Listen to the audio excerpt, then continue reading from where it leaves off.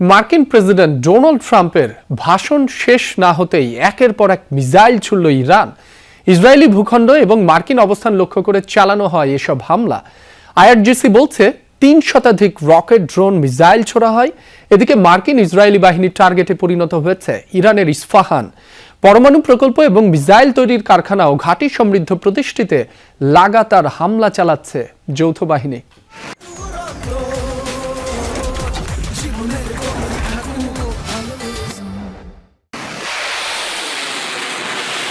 মার্কিন প্রেসিডেন্ট ট্রাম্পের ইরান অভিযান নিয়ে ভাষণকে ঘিরে যখন চলছে তোলপাড়, তখনই নতুন করে হামলার পরিধি বাড়ালো আইআরজিসি। ইসরায়েলি ভূখণ্ড এবং মার্কিন অবস্থান লক্ষ্য করে একের পর এক মিসাইল এবং রকেট ছুড়ে জবাব দেয় ইরানের সামরিক বাহিনী।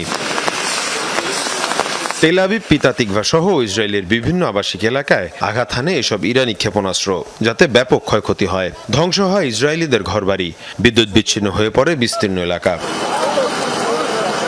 অবস্থায় নতুন করে বিবৃতি দিয়েছে আইআরজিসি। হুঁশিয়ারি জানিয়ে এতে বলা হয়, বুধবার শতাধিক মিসাইল এবং ড্রোন ছোড়া হয়। এর পাশাপাশি 2 শতাধিক রকেটও নিক্ষেপ করা হয়। যুক্তরাষ্ট্র এবং ইসরায়েলকে আগ্রাসন চালানোর চরম মূল্য দিতে হবে বলে জানায় তেহরান। এদিকে ইরানের ইস্পাহানকে টার্গেট করে চলছে ইসরায়েল মার্কিন যৌথ হামলা। একদিকে পরমাণু প্রকল্প এবং অন্যদিকে মিসাইল তৈরির কারখানা এবং ঘাঁটি রয়েছে প্রদেশটির বিভিন্ন স্থানে। বুধবার সবচেয়ে বেশি হামলা চালানো হয় বাহেরস্তানে। অভিযানে 40টি অস্ত্র কারখানা গুঁড়িয়ে দেওয়া হয়েছে বলে দাবি ইসরায়েলের।